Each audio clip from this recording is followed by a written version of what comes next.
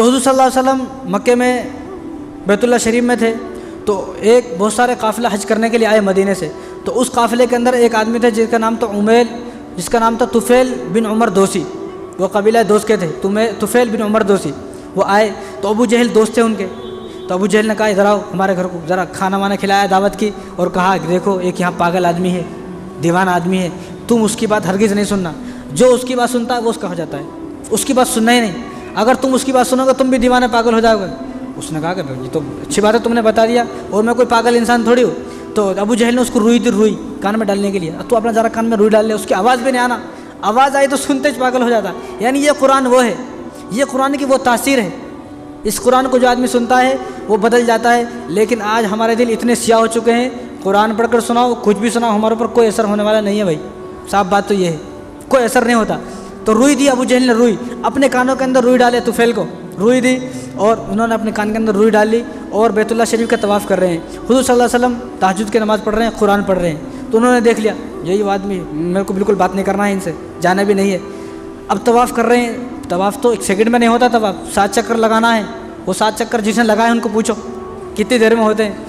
तो तवाफ़ कर रहे हैं ना, तवाफ़ करते करते अल्लाह की हिकमत देखिए, अल्लाह जिसको बदलना चाहता है ऐसा बदल देता है। उसने सोचा यार, जब अबू जहल ने कहा है कि इसका कलाम नहीं सुनना, वो ऐसा है क्या, मैं ज़रा सुन को तो देखूँ, उसमें ऐसा है क्या, मैं ज़रा सुन के देखूँ।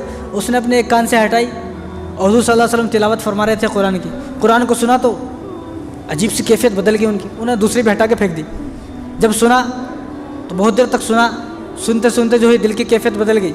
जब दिल की कैफियत बदल गई, हुज़ूर सल्लल्लाहु अलैहि वसल्लम ने सलाम फेरा तो हुज़ूर सल्लल्लाहु अलैहि वसल्लम के पीछे पीछे हो लिए। जब हुज़ूर घर चले गए और घर का दरवाज़ा बंद किया तो पीछे ठहरे हुए थे। हुज़ूर ने घर का दरवाज़ा फिर खोला, क्या हुआ, क्यों आए हो? क्या रसूलुल्लाह जो आपने कलाम पढ़ा है ना, कुरान पढ़ा है, बड़ा खूबसूरत है, मुझे कलमा पढ़ के, वो कलाम पढ़ के सुनाते क्या? हुज़ूर ने फरमाया ठीक है। आए तो हुज़ूर ने पढ़ के सुनाया तो हैरान हो गए। उसने कहा कि अबू जहल तो मेरा दोस्त है, दुश्मन है, वो तो मुझे यहाँ से रोक रहा था, ये तो कितना खूबसूरत कलाम है। आप ऐसा करें, पहले मुझे कलमा पढ़ाए। और उसने कलमा पढ़ा। मैं कहता हूँ भाई इसको किसने पढ़ाया कलमा? इसको तो जो है किसी कोई आदमी तलवार लेकर नहीं गया ना। हालांकि अबू जहल ने सारी कोशिशें की, भाई उस आदमी के पीछे नहीं जाना, उस आदमी के पीछे जो जाता है वो दीवाना हो जाता है। इन्होंने सिर्फ कुरान के चंद जुमले सुने, चंद आयत सुनी, दिल की दुनिया बदल गई। आज हम लोग पूरी तरावी सुन रहे हैं, फिर भी उन्हीं के नाम में मौजूद है। पूरा जो है कुरान सुन रहे हैं, सब कुछ सुन रहे हैं, लेकिन हमारे दिल के ऊपर कोई असर नहीं हो रहा। कहीं को बोले तो हमारे दिल बिल्कुल सियाह हो चुके हैं। इसलिए ऐसे लोगों को चाहिए अला बिज़िक्रिल्लाहि तत्मइन्नुल क़ुलूब, वो अल्लाह के ज़िक्र में अपने दिलों का इत्मीनान को ढूंढे, अल्लाह का जिक्र करें। उनके दिल का सुकून जो इत्मीनान है वो अल्लाह तबारक व तआला के ज़िक्र में और कहीं नहीं है। तो अब इन्होंने कलमा पढ़ लिया, तुफ़ैल उमर दोसी ने कलमा पढ़ लिया। तो हुजूर से जब इन्होंने कहा कि मैं अपने कबीले में जा रहा हूँ, कबीला दोस्त में, तो मैं उनको कलमे की दावत दूंगा, लेकिन या रसूलल्लाह उनको यकीन कैसे आएगा? तो हुजूर सल्लल्लाहु अलैहि वसल्लम ने इनके लिए दुआ किया, अल्लाह इनके चेहरे को रोशन कर दे। जब हुजूर ने दुआ की ना, इनका चेहरा फ़ौरन चमकने लगा। अब चमकते हुए चेहरे से गए, जब चमकते हुए चेहरे से अपने कबीले में गए तो इन्होंने सोचा अगर मैं कबीले में इस चेहरे से जाऊंगा तो लोग बोलेंगे ये तो कोई जादूगर आ गया। उन्होंने अल्लाह से दुआ की, अल्लाह, उनके पास आसा था, आसा लाठी थी, अल्लाह से दुआ की, अल्लाह इस चेहरे जो नूर जो मेरे चेहरे पे है ना, इस चेहरे पर जो नूर है इस नूर को उतार के इस आसा में कर दे। तो अल्लाह ने फ़ौरन दुआ कबूल करवाई की और उनके चेहरे पर जो नूर था वो आसा में आ गया। चेहरे का नूर आसा में आ गया तो आसा चमकने लगा। तो अपने कबीले में जब गए तो लोगों को बताया, किसको यकीन नहीं आया तो उनको आसा दिखाते थे, देखो आसा में रोशनी है, ये उनकी बरकत से रोशनी है। तो उनके सारे कबीले ने कलमा पढ़ा। अब इन लोगों के पीछे कौन तलवार लेके गए भाई? तो समझना चाहिए कि इस्लाम जो है ना वो तलवार के ज़ोर से नहीं फैला है। तो लोग दुश्मन बनते गए हुजूर सल्लल्लाहु अलैहि वसल्लम के, और तमाम सहाबा जो मक्के के अंदर हुजूर सल्लल्लाहु अलैहि वसल्लम जब तक थे तो मक्के के अंदर 114 लोगों ने कलमा पढ़ा। 114 लोगों ने 114 तो वो 114 लोगों ने कलमा पढ़ा। तो जालिमों ने इतना जुल्म किया कि हुजूर सल्लल्लाहु अलैहि वसल्लम मक्के में आजिज़ आ गए, क्या करें।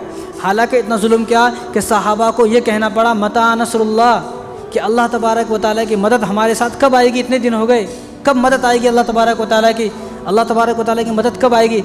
आज हमें कोई रोक रहा नहीं, कोई हमारा दुश्मन नहीं है, कोई हमें नमाज़ पढ़ने से नहीं रोक रहे, कुरान पढ़ने से नहीं रोक रहे, मस्जिद में आने से हमें कोई नहीं रोक रहे, फिर भी हम जो है पढ़ने तैयार नहीं है। इन्होंने कहा कि मता नसरुल्लाह, अल्लाह तबारक व तआला की मदद कब आएगी? तो हुजूर सल्लल्लाहु अलैहि वसल्लम के हुक्म से कुछ सहाबा जो थे वो मुल्क हबशा हिजरत करके चले गए कि यहाँ जालिम नहीं जीने देंगे, आप मुल्क हबशा चले जाओ हिजरत करके। तो कुछ सहाबी जो थे ना वो अपनी बीवियों के साथ, बच्चों के साथ, पूरे घर के साथ जो है वो मुल्क हबशा जो है नज्जाशी के पास चले गए। वहाँ जब उन्होंने नज्जाशी बादशाह, जो बादशाह है बादशाह, जब नज्जाशी बादशाह के सामने कलमे को पेश किया, उन्हें भी कलमा पढ़ लिया। बादशाह भी कलमा पढ़ लिया सुनकर। तो उसने खुद कहा कि अगर मेरी ज़िंदगी बाकी रही तो मैं चंद दिन के बाद हुजूर से मिलने जाऊँगा, लेकिन उसकी ज़िंदगी बाकी मतलब बहुत ज़्यादा नहीं रही, उसका जल्दी इंतकाल हो गया। जब इंतकाल हो गया और हुजूर को मालूम हुआ कि नज्जाशी ईमान ले आ चुका था और उसका इंतकाल हो गया है, तो हुजूर सल्लल्लाहु अलैहि वसल्लम ने गायबाना नमाज जनाजा पढ़ी उनकी। वो हबशा में थे, यहाँ हुजूर ने उनकी नमाज जनाजा पढ़ी, यानी हुजूर उनसे इतने खुश हुए, यानी बादशाह ने भी कलमा पढ़ लिया है। लेकिन